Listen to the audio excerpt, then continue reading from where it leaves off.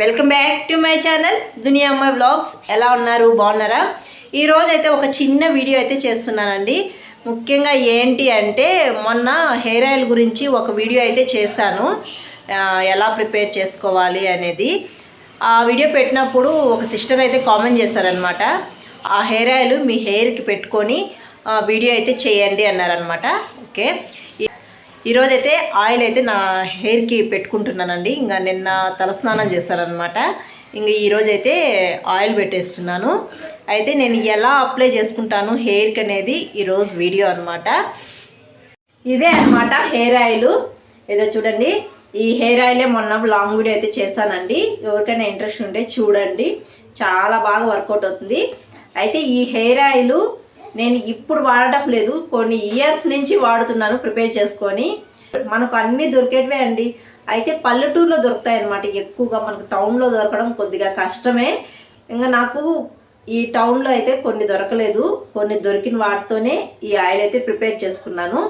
ఇంకా ఏమేమి వేస్తే బాగుంటుంది అనేది కూడా వీడియోలో అయితే చెప్పాను. మీకు ఎక్కడైనా అందుబాటులో దొరికేదిగా ఉంటే వేసుకొని ఆయిల్ అయితే ప్రిపేర్ చేసుకోండి, చాలా బాగా వర్క్ అవుతుంది. అయితే ఈ హెయిర్ ఆయిల్ ప్రిపేర్ చేసుకున్న తర్వాత 2 days అయినా ఎండలో పెట్టాలండి.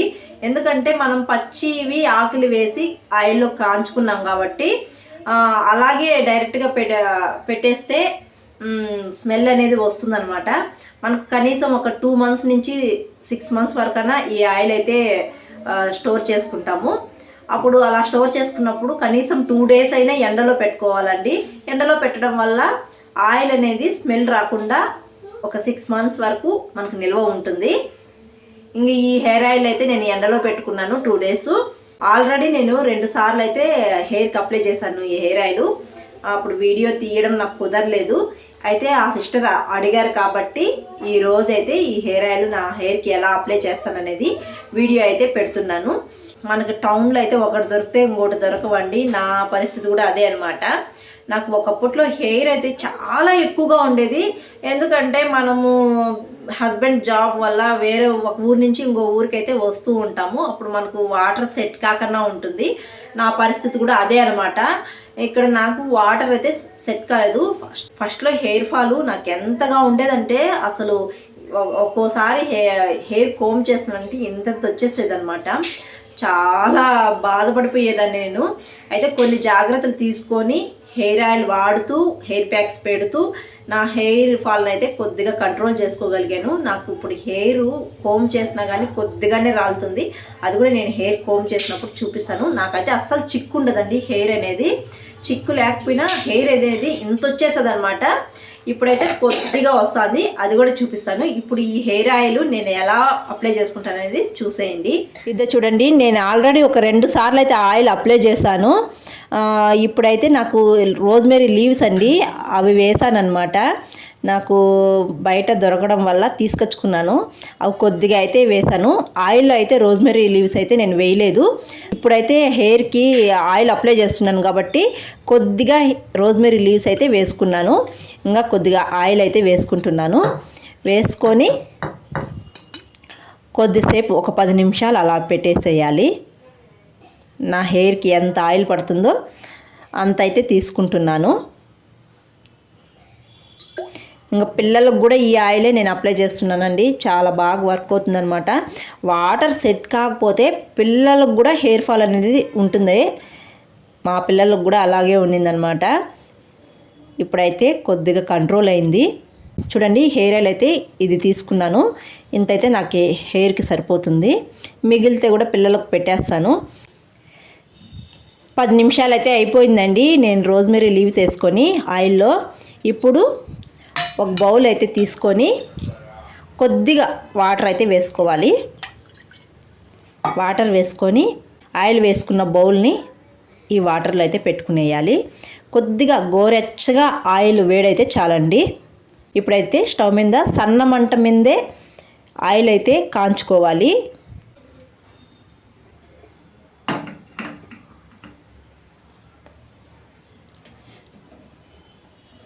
కొద్దిగా మంటనైతే మీడియం ఫ్లేమ్లో పెట్టుకొని ఆయిల్ అయితే గోరువెచ్చగా కాంచుకోవాలండి. ఇదో చూడండి, ఆయిల్ అయితే గోరువెచ్చగా అయిందనమాట. ఇప్పుడైతే స్టవ్ ఆఫ్ చేసుకునేద్దాము. హెయిర్కి ఆయిల్ పెట్టేటప్పుడు కూడా వేడిగా పెట్టకూడదు, కొద్దిగా గోరువెచ్చగా ఉన్నప్పుడే పెట్టాలి.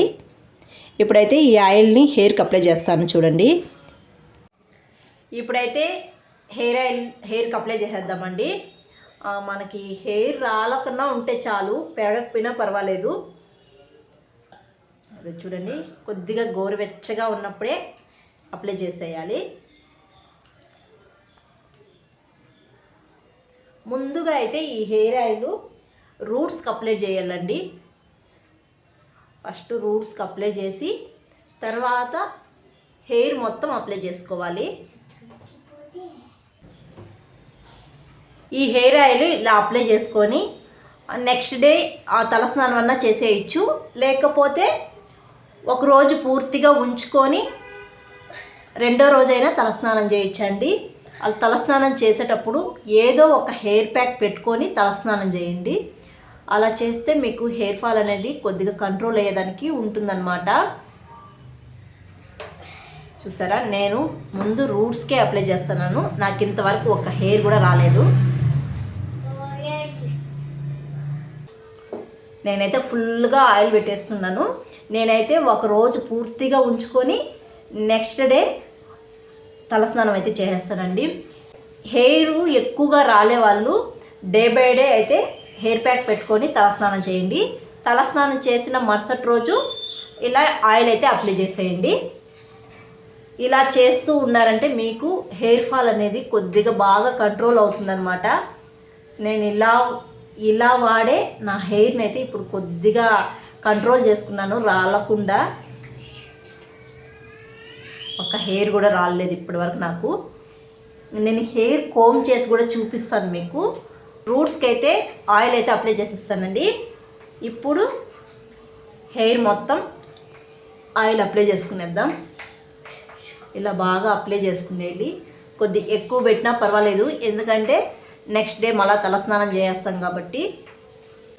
హెయిర్ ఫాల్ ఎక్కువగా ఉండేవాళ్ళు కంపల్సరీ డే బై డే అయితే తలస్నానం చేయండి.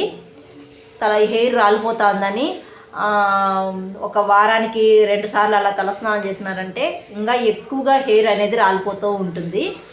మనం తలస్నానం చేసేటప్పుడు ఏదో ఒక హెయిర్ ప్యాక్ పెట్టుకొని తర్వాత మరుసటి రోజు ఇలా హెయిర్ ఆయిల్ పెట్టుకొని చేస్తూ ఉన్నారంటే మీ హెయిర్ ఫాల్ అనేది చాలా వరకు కంట్రోల్ అవుతుందండి. 2 పక్కల అయితే ఆయిల్ అప్లై చేసేస్తానండి. ఇప్పుడు చూడండి, నాకు 2 పక్కల ఆయిల్ పెట్టుకున్నందుకు ఎంత హెయిర్ వచ్చిందో.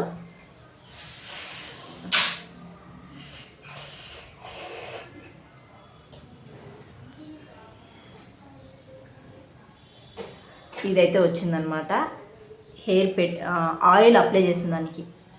ఇంకా దూతే ఎంత వస్తుందో కూడా అది కూడా చూపిస్తాను. ఆయిల్ పెట్టుకున్న వెంటనే ఈ 10 వేళ్ళతో బాగా మసాజ్ చేసుకోవాలి ఈ కుదుళ్ళలో. నేను షాంపూ కూడా నాకు అలవాటు లేదండి షాంపూ వాడడము. నేను కుంకుడికాయ సీకాయ పొడే వాడతానన్నమాట. అదే అలవాటు నాకు చిన్నప్పటి నుంచి, ఇప్పటికీ అదే వాడుతూ ఉన్నాను. పల్లెటూరుకి వెళ్ళినప్పుడు అది కూడా కుంకుడికాయ సీకాయ పొడి ఎలా ప్రిపేర్ చేసుకుంటాను, ఏమేమి వేస్తాను అనేది కూడా నేను వీడియో పెడతాను. అంతేనండి. వెంటనే అయితే దువ్వుకోకుండా ఒక హాఫ్ అన్ అవర్ తర్వాత కానీ 1 అవర్ తర్వాత కానీ హెయిర్ అయితే దువ్వుకుంటాను. హెయిర్ దువ్వేటప్పుడు కూడా చూపిస్తాను మీకు. ఆయిల్ పెట్టుకున్న 1 అవర్ తర్వాత అయితే నేను హెయిర్ అయితే కోమ్ చేసుకుంటున్నానండి.